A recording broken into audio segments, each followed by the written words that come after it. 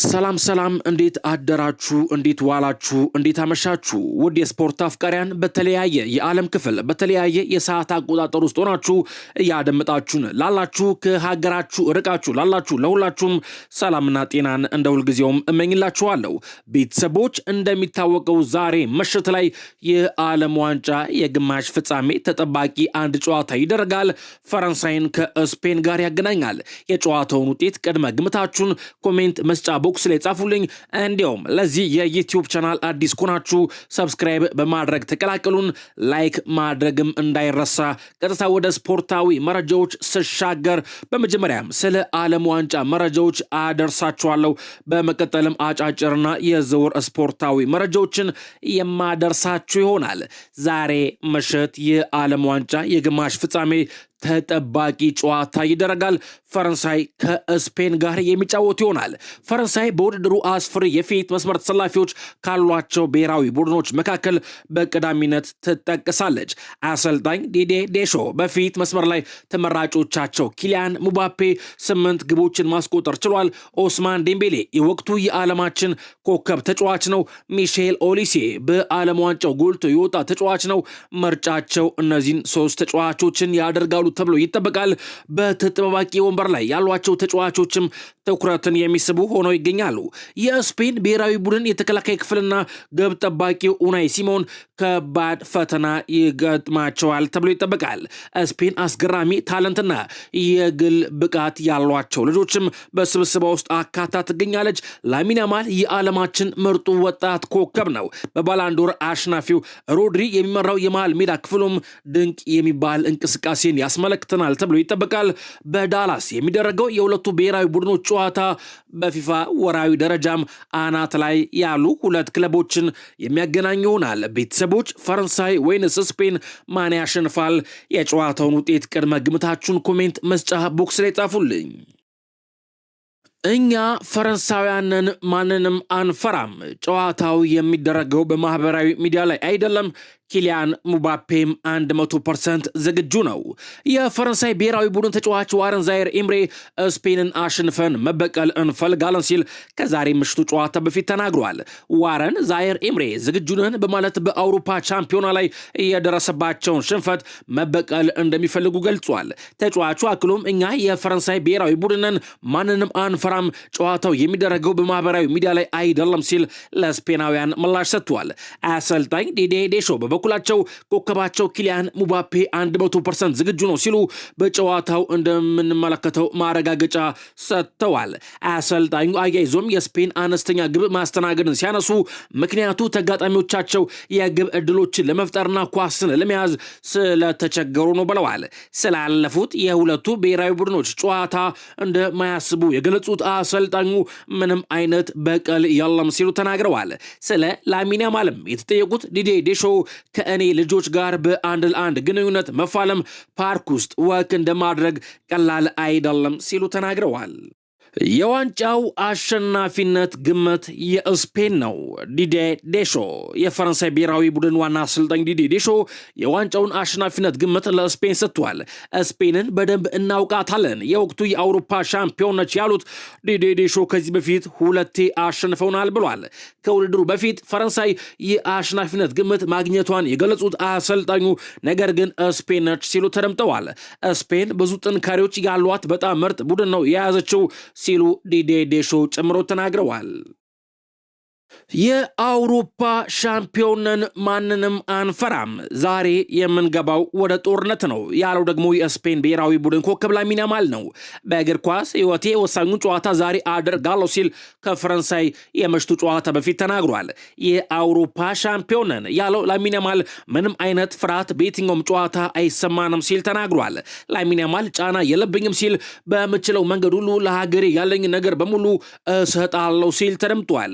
አሰልጣኝ ሉዊስ ዲ ላ ፎንቴ በበኩላቸው እግር ኳስ ቀላል ጨዋታ ነው ሲሉ የጨዋታ መንገዱን በሚገባ የሚተገበር ቡድን አሸንፎ ይወጣል ሲሉ ተናግረዋል። ቤተሰቦች ፈረንሳይ ወይንስ ስፔን ማን ያሸንፋል? የጨዋታውን ውጤት ቅድመ ግምታችሁን ኮሜንት መስጫ ቦክስ ላይ ጻፉልኝ። ላሚን ያማል እንዲህ ብሏል። በህይወት ውስጥ ከኳስ በላይ ከባድ ሁኔታዎች አሉ ብሏል። የስፔን ኮከብ ተጫዋች ነው ላሚን ያማል ከእግር ኳስ የበለጠ በሰው ልጅ ህይወት ውስጥ ከባድ ሁኔታዎች አሉ ሲል ገልጿል። በጨዋታ ወቅት ሁሌም የተረጋጋሁ ነኝ ሲል ራሱን የሚገልጸው ላሚን ያማል ምክንያቱም ምንም የሚፈጠር ነገር አይኖርም፣ እግር ኳስ ጨዋታ ብቻ ነው ሲል ተደምጧል። አክሎም እግር ኳስ ጨዋታ ነው፣ ከጨዋታው መጠናቀቅ በኋላ ሁሉም ሰው መደበኛ ህይወቱን ይቀጥላል በማለት አስረድቷል። በህይወታችን ውስጥ ከእግር ኳስ በላይ የሚከብዱና የሚያሳስቡ ጉዳዮች አሉ። ካላሸነፍክ በቀጣይ የማሸነፊያ ሌሎች እድሎች ይኖራሉ ሲል ተደምጧል።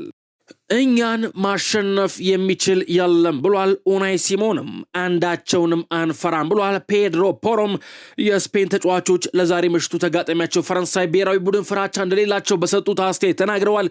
የቡድኑ የመስመር ተሰላፊ ፔድሮ ፖሮ ከዴምቤሌ ሙባፔና ኦሊሴማን እንደሚያስፈራው ተጠይቆ አንዳቸውም አያስፈሩኝም ብሏል። ግብ ጠባቂ ኡናይ ሲሞን በበኩሉ በምርጥ አቋማችን ላይ እንገኛለን፣ ማሸነፍ እንችላለን የዛሬ ምሽቱን ጨዋታ ብሏል።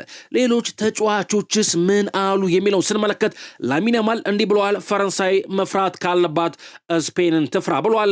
አሌክስ ቤና ደግሞ እኛ ፈረንሳይን አንፈራም፣ በእግር ኳስ ፍርሃት ቦታ የለውም ብለዋል። ኒኮ ዊሊያምስ በበኩሉ ባለፉት 2 ጨዋታዎች እነሱን ማሸነፍ እንደምንችል አሳይተናል ሲል ተናግሯል። ከዛሬ ምሽቱ ጨዋታ ጋር በተያያዘ ፈረንሳይ በርካታ የፖሊስ አባላትን ታሰማራለች ተብሏል። በዛሬው የፈረንሳይና የስፔን ጨዋታ ወቅት በፓሪስ በርካታ የፖሊስና ጸጥታ አካላት ሊሰማሩ መሆኑ ተገልጿል። በፓሪስ ከተማ 7000 የፖሊስ አባላት እንደሚሰፍሩ ነው የተዘገበው። በጨዋታ ወቅትም አጠቃላይ በፈረንሳይ 70,000 የፖሊስ አባላት እንደሚሰማሩ የፈረንሳይ መገናኛ ብዙሃን አስነብበዋል። ከጨዋታው በኋላ በፈረንሳይ ስርዓት አልበኝነት ሊኖር ይችላል የሚል ስጋት እንዳለ ታውቋል ሲል መረጃውን ሌኪፕ ዘግቦታል። በሌላ በኩል የፈረንሳይ ማረፊያ የቱሪስት መዳረሻ ሆኗል ተብሏል። የፈረንሳይ ብሔራዊ ቡድን ዛሬ ከስፔን ጋር ላለበት የግማሽ ፍጻሜ ጨዋታ ወደ ዳላስ አምርቷል። ብሔራዊ ቡድኑ በዳላስ ያረፈበት ሆቴልም በከተማው የበርካታ ቱሪስቶች መዳረሻ መሆኑ ተነግሯል። የብሔራዊ ቡድኑ ማረፊያ ሆቴል በር ላይም የቱሪስቶች ባሶች መቆማቸው ተነግሯል። በስፍራው ተሰብስበው ህዝቡም ኪሊያን ሙባፔ ለማየት እየጠየቀ መሆኑ ተነግሯል። የፈረንሳይና ስፔን ጨዋታ ዛሬ ምሽት 4 ሰዓት ላይ በዳላስ ስታዲየም የሚደረግ ይሆናል። ከዓለም ዋንጫ መረጃዎች ወተን ሌሎች አጫጭር የስፖርት መረጃዎችን ስንመለከት ከቻይና ያገኘሁት ገንዘብ ግዙፍ ነበር ብሏል ኦስካር። ስኖር የነበረውም በጉርሻ ብቻ ነበር ሲል ተደምጧል። በለጋ ዕድሜው ወደ ቻይና አምርቶ 7 ዓመታትን ያሳለፈው ኦስካር የቀድሞ የቼልሲ ብራዚላዊ ተጫዋች በጉርሻ ብቻ ነበር ህይወቴን የምገፋው ሲል ተናግሯል። በቻይና ከፍተኛ ተከፋይ የነበረው ኦስካር ሙሉ ቤተሰቤ በየጨዋታው ከማገኘው ጉርሻ ብቻ ነበር በቅንጦ የሚኖር ብሏል። ዋናውን ደሞዜን በተለየ አካውንት ነበር የማስቀምጠው ያለ ኦስካር እኔና ቤተሰቤ በጨዋታ ጉርሻ ነበር የምንኖረው ምክንያቱም ገንዘቡ ግዙፍ ነበር ብሏል። ገንዘቡ ሲቀርብለት 2 ቀን እንዳልተኛ የገለጸው ኦስካር ባለቤቴ ይህንን ነገር መቀበል አለብህ፣ ለ2 ዓመት ብቻ ብትጫወት ራሱ ከፍተኛ ገንዘብ ታገኛለህ፣ ቤተሰብን ተመልከት ስትለኝ ቀጥታ ለመስማማት ወስኛለሁ ብሏል። ኦስካር ከዚህ በፊት የቤተሰቡን የወደፊት ህይወት የተሻለ ለማድረግ ከአውሮፓ ለቆ ወደ ቻይና እንዳመራ ገልጾ ነበር። ኦስካር በቻይና ሊግ በነበረው የ7 ዓመት ቆይታም 175 ሚሊዮን ፓውንድ መሰብሰቡ ሲነገር ነበር ሲል ይህንን መረጃ ማርካ ስፖርት ዘግቦታል። ቤተሰቦች ቪዲዮን ላይክ ለማድረግ አሁንም አልዘገያችሁም፣ ላይክ አድርጉት። እንዲሁም ለዚህ የዩቲዩብ ቻናል አዲስ ከሆናችሁ ሰብስክራይብ ማድረግ እንዳረሱ አሁኑኑ ሰብስክራይብ አድርጉ። እኔም ስፖርታዊ መረጃዎቼ ልቀጥል። ኤንዞ ፈርናንዴዝ እንዲቆይ ፈልጋለሁ። ዣቪ አሎንሶ የለንደኑ ክለብ ቼልሲ ዋና አሰልጣኝ ዣቪ አሎንሶ ከኤንዞ ፈርናንዴዝ ጋር መነጋገሩን ገልጿል። አርጀንቲናዊው አማካይ ኤንዞ ፈርናንዴዝ በቼልሲ ያለው የወደፊት ቆይታ የተረጋገጠ አይደለም ብለዋል። አዲሱ የሰማዮቹ አሰልጣኝ ዣቪ አሎንሶ በበኩሉ ኤንዞ ፈርናንዴዝን አነጋግሬዋለሁ ሲል ተደምጧል። ተጨማሪ ማብራሪያ መስጠት አልችልም ያለው አሰልጣኙ ነገር ግን በክለቡ እንዲቆይ እፈልጋለሁ ሲል ተደምጧል። ፒኤስጂ ሉካስ ዲኜን ለማስፈረም ተስማማ። የፈረንሳዩ ክለብ ፒኤስጂ ሉካስ ዲኜን ከአስቶን ቪላ ለማስፈረም መቃረቡ ተገልጿል። ፒኤስጂ ፈረንሳዩን የግራ መስመር ተሰላፊ የኮንትራት ማፍረሻውን ከፍሎ ለማስፈረም እየሰራ እንደሚገኝ ተገልጿል። የ32 ዓመቱ ተጫዋች ሉካስ ዲኜ በክለቡ ያለው ኮንትራት ማፍረሻም ከ10 ሚሊዮን ፓውንድ ያነሰ ነው ተብሏል።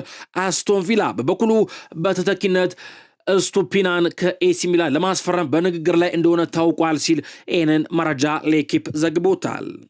በሌላ መረጃ ትልልቅ ዋንጫዎችን ለማሸነፍ እፋለማለሁ ብሏል አንድሬ ሳንቶስ። ይህንን ቅጽበት ከልጅነት ጀምሮ ሳለመው ነበር ሲልም ተደምጧል።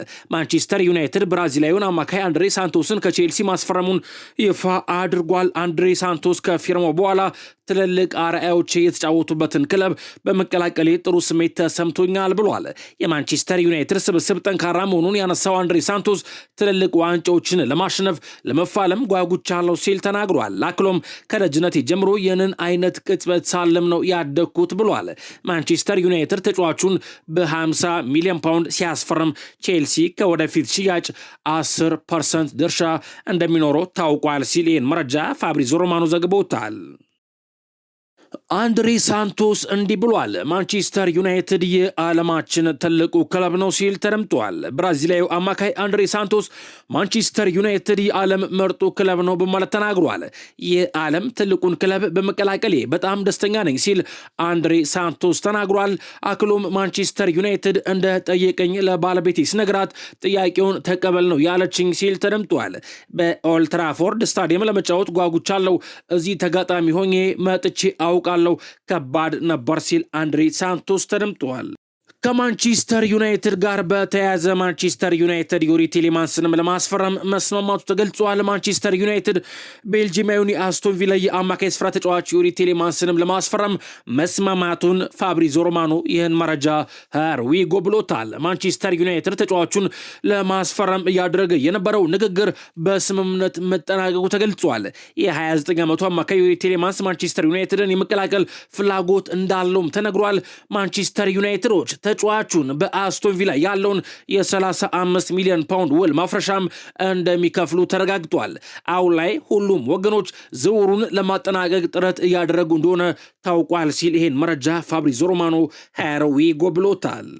ማንቸስተር ዩናይትድ ወደ ኤደርሰን ዝውውር ዳግም ሊመለስ ይችላል እየተባለም ነው። ማንቸስተር ዩናይትድ ብራዚላዊውን አማካይ ኤደርሰን ለማስፈረም የነበረውን እቅድ መሰረዙ አይዘነጋም። ይሁን እንጂ ክለቡ የአንድሬ ሳንቶስና የቴሌማንስን ዝውውር አጠናቆ ዳግም ሊመለስ እንደሚችል ተነግሯል። ማንቸስተር ዩናይትድ በአሁኑ ሰዓት ለአታላንታ ውሳኔውን ቢያሳውቅም በዝውውር መስኮቱ መጨረሻ ላይ ሊመለስ ይችላል ተብሏል።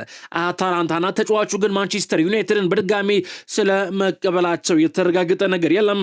ተጫዋቹ ወደ ማንቸስተር ዩናይትድ ሊያደርግ የነበረው ዝውውር በመቋረጡ መበሳጨቱም ተነግሯል። ይህንን መረጃ ማርካ ስፖርት ዘግቦታል። በሌላ መረጃ አርሰናሎች የማርቲን ኦዴጋርድን ውል ለማራዘም የሚያስችል ድርድር በቅርቡ ለመጀመር አቅደዋል ተብሏል። ለማርቲን ኦዴጋርድ ቅርበት ያላቸው ምንጮችም እንዳረጋገጡት ከሆነ የቡድኑ አምበል በአርሰናል በመቆየቱ ደስተኛ ሲሆን በክለቡም ለመቆየት ይፈልጋል ሲል ይህን መረጃ ስካይ ስፖርት ዘግቦታል። ከአርሰናል ጋር በተያያዘ የአትሌቲኮ ማድሪድ አመራሮች ጁሊያን አልቫሬዝን ለከተማ ተቀናቃኛቸው ሪያል ማድሪድ እንዲሁም ለሊጋቸው ተቀናቃኝ ለባርሴሎና ለመሸጥ ፍላጎት አለማሳየታቸው ተከትሎ ለአርሰናሎች የጥሩ እድል ነው እየተባለ ይገኛል። አትሌቲኮ ማድሪዶች በዚህ ክረምት ለአልቫሬዝ ከአርሰናል የሚመጣውን ዝውውርም ለማዳመጥ ዝግጁ መሆናቸውን ለጁሊያን አልቫሬዝ ወኪሎች ግልጽ አድርገዋል እየተባለ ነው። ነገር ግን የባርሴሎናንም ሆነ የከተማ ተቀናቃኛቸውን ሪያል ማድሪድን የዝውውር ጥያቄን ላለመመልከት ቁርጠኛ መሆናቸውንም አሳውቀዋል ተብሏል። ቤተሰቦች ይህንን መረጃ ማርካ ስፖርት ዘግቦታል። ኢንዲፔንደንት ደግሞ እንዲህ ብሏል። አርሰናል የአትሌቲኮ ማድሪዱን አጥቂ ጁሊያን አልቫሬዝን የቀድሞ ውድድር ዘመን ከመጀመሩ በፊት ለማስፈረም እየጣረ ነው ብሏል። ጁሊያን አልቫሬዝ ቀደም ሲል በስፔን መቆየትን ቢመርጥም አርሰናልን ለመቀላቀልም ክፍት ነው። ወደ የሚያውቀው ፕሪሚየር ሊግ ለመመለስም ዝግጁ ነው ተብሏል። አርሰናል ለስምምነቱ ከ90 ሚሊዮን ፓውንድ በላይ መሄድ አይፈልግም።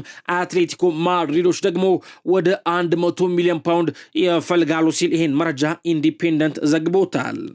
በሌላ መረጃ ባርሴሎና የቶሬስን ውል ለማራዘም አላቀደም ተብሏል። የካታላኑ ክለብ ባርሴሎና በዚህ ክረምት ፌራን ቶሬስን ለመሸጥ ዝግጁ መሆኑም ተገልጿል። ባርሴሎና የተጫዋቹን ውል የማያራዝመው ለማንቸስተር ሲቲ ገንዘብ ላለመስጠት መሆኑ ተነግሯል። ባርሴሎና የተጫዋቹን ውል ካራዘመ በስምምነታቸው መሰረት ለማንቸስተር ሲቲ 8 ሚሊዮን ዩሮ የሚከፍል ይሆናል ተብሏል። ተጫዋቹ በ2022 ከማንቸስተር ሲቲ በ5 ዓመት ኮንትራት ባርሴሎናን መቀላቀሉ አይዘነጋም። ባርሴሎና ተጫዋቹን አጠቃላይ በ65 ሚሊዮን ዩሮ ነበር ያስፈረመው። ከዚህ በተጨማሪም ውሉን ካራዘመ ተጨማሪ 8 ሚሊዮን ዩሮ አጠቃላይ 73 ሚሊዮን ዩሮ ለመክፈል ተስማምተው ነበር ሲል ይህን መረጃ ሙንዶ ዲፖርቲቮ ዘግቦታል። ክላውዲዮ ኤቼቬሪ የማንቸስተር ሲቲው ተጫዋች በቅርቡ ወደ ማንቸስተር ሲቲ ተመልሷል። እንዲሁም ከዊጋን ጋር በዝግ ስታዲየም በተደረገው ጨዋታ ላይም ተሰልፏል። ኤቼቬሪ በዚህ አዲሱ የውድድር ዘመን በድጋሚ በውሰት የሚሸኝ አይመስልም ሲል ይህንን መረጃ ስካይ ስፖርት ዘግቦታል። ከማንቸስተር ሲቲ ጋር በተያያዘ ማንቸስተር ሲቲዎች የፌዴሪኮ ቫልቬርዴን ሁኔታ ለማወቅ ከሪያል ማድሪድ ጋር ግንኙነት አድርገዋል እየተባለ ነው። ሪያል ማድሪዶች ተጫዋቹን ለመሸጥ የሚያስቡት ተጫዋቹ ራሱ በገዛ ፍቃዱ ለመልቀቅ ጥያቄ ካቀረበ ብቻ ነው ተብሏል። ሪያል ማድሪዶች ለተጫዋቹ ግን ከ100 ሚሊዮን ዩሮ በላይ ይፈልጋሉ ሲል ይሄን መረጃ ማርካ ስፖርት ዘግቦታል።